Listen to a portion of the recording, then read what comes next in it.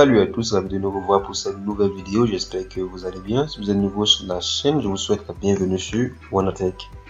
Wanotech est une chaîne qui fait quotidiennement des vidéos sur des petites astuces sur comment utiliser l'outil informatique au quotidien. Donc n'hésitez pas, abonnez-vous pour recevoir chaque jour de nouvelles vidéos sur les astuces informatiques. Donc pour la vidéo du jour, on va voir ensemble comment est-ce que l'on peut faire pour pouvoir activer la protection des données sur son téléphone. Donc, qu'est-ce que la protection des données d'abord? La protection des données, c'est, comme le terme français le dit, c'est pour protéger les informations qui se trouvent dans votre téléphone. Donc, on va voir ensemble comment est-ce que l'on peut faire pour pouvoir protéger, par exemple, ces musiques, ces fichiers vidéo, ces fichiers audio, ces fichiers, ces documents personnels, ces documents PDF, Word, .text et bien d'autres. Donc, on va voir ensemble comment est-ce que l'on peut faire pour pouvoir protéger ces documents ou ces fichiers. Pour le faire, on va le faire sans logiciel. Premièrement, on va le faire sans logiciel. Donc, c'est une fonctionnalité, je pense qu'elle est active depuis la version 4.4 d'Android. Je pense que si vous avez un téléphone qui a une version supérieure à 4.4, je pense que la fonctionnalité sera présente sur votre téléphone. Donc, si vous n'avez pas la fonctionnalité, vérifiez la version de votre téléphone. Donc on va se rendre sur notre téléphone Android, sur notre Ethernet Phantom. On va s'y rendre. Et on attend que ça affiche là-bas, j'attends que ça affiche à l'écran. Ok. Donc je disais, on va se rendre sur les paramètres de notre téléphone, les paramètres. Je viens dans paramètres, là. Je vais chercher sécurité. Je cherche sécurité. Le voici, je viens là et je vais activer la protection des données que voici. Donc premièrement, pour l'activer, je vous conseille d'abord, il est conseillé, je pense qu'il est même primordial, d'abord d'activer le verrouillage de votre téléphone soit par schéma ou par mot de passe. Donc vous devez d'abord configurer le verrouillage par schéma ou par je sais pas, par vous devez configurer un verrouillage de tout votre téléphone, soit par le schéma, soit par le mot de passe, soit par l'empreinte digitale et bien d'autres. Donc je vais venir directement, j'ai déjà configuré le verrouillage de mon téléphone, je vais venir directement sur protection des données. Donc lorsque je suis sur protection des données, vous voyez, on me demande de d'abord mettre le schéma de mon téléphone. Pourquoi on me demande de mettre le schéma? On me demande de mettre le schéma parce que si vous avez par exemple protégé les données, pour pouvoir accéder à ces données, il va falloir forcément un schéma. Donc c'est pas n'importe qui pourra avoir accès à ces données qu'on va protéger. Donc pour pouvoir avoir accès à cela, il va falloir que vous ayez soit un schéma, soit un code que vous avez prédéfini à l'avance. Donc pour moi, je vais mettre mon schéma. Je sais pas si je me rappelle, mais encore, je pense que c'est ça. Ok. Donc j'ai mis mon schéma. Après avoir mis le schéma, maintenant vous voyez, ça se présente comme suite. La version de mon téléphone c'est 6.0, je pense, oui, c'est 6.0. Donc je pense que ça aura, si vous avez la même version, ça pourra se présenter de la même façon, mais pas forcément de la même couleur, parce que la couleur que vous voyez jaune or présent, c'est la couleur du téléphone, du constructeur du téléphone.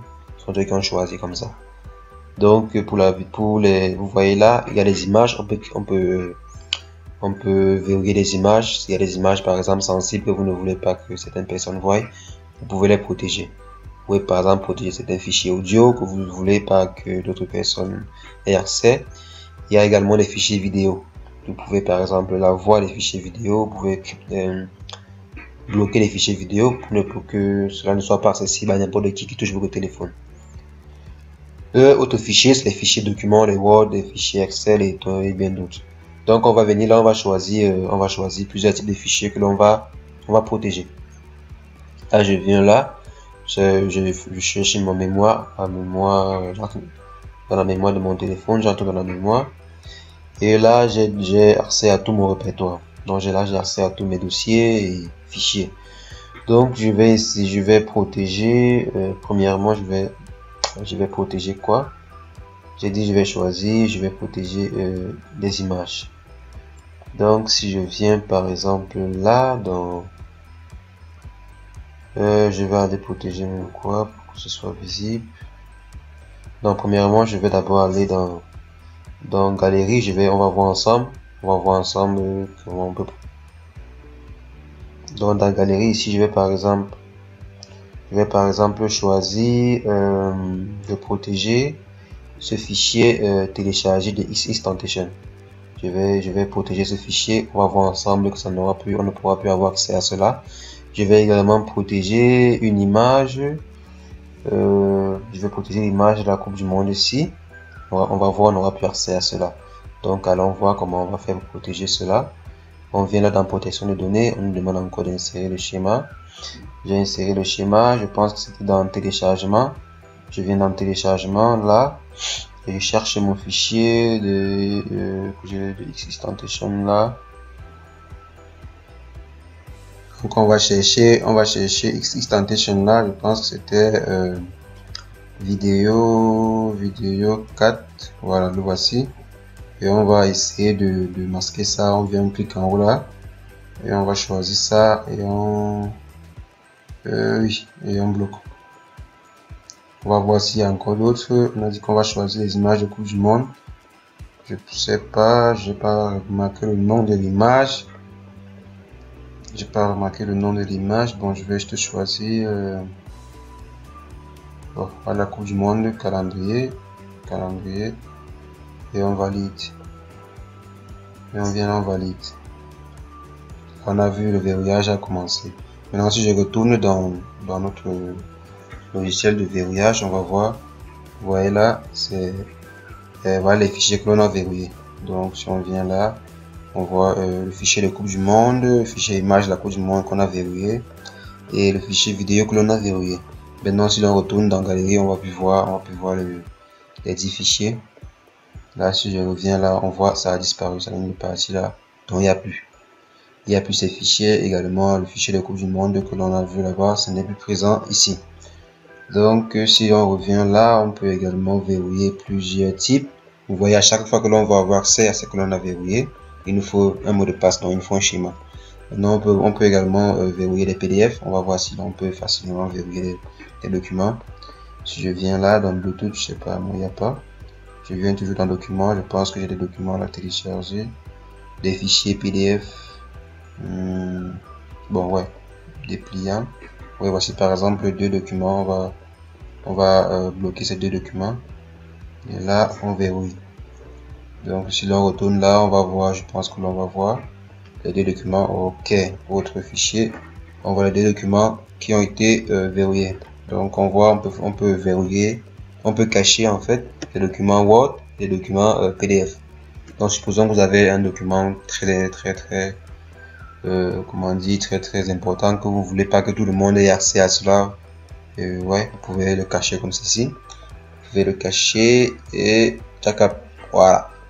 Donc là maintenant, si vous venez là, vous allez voir, voici vos verrouillages quoi.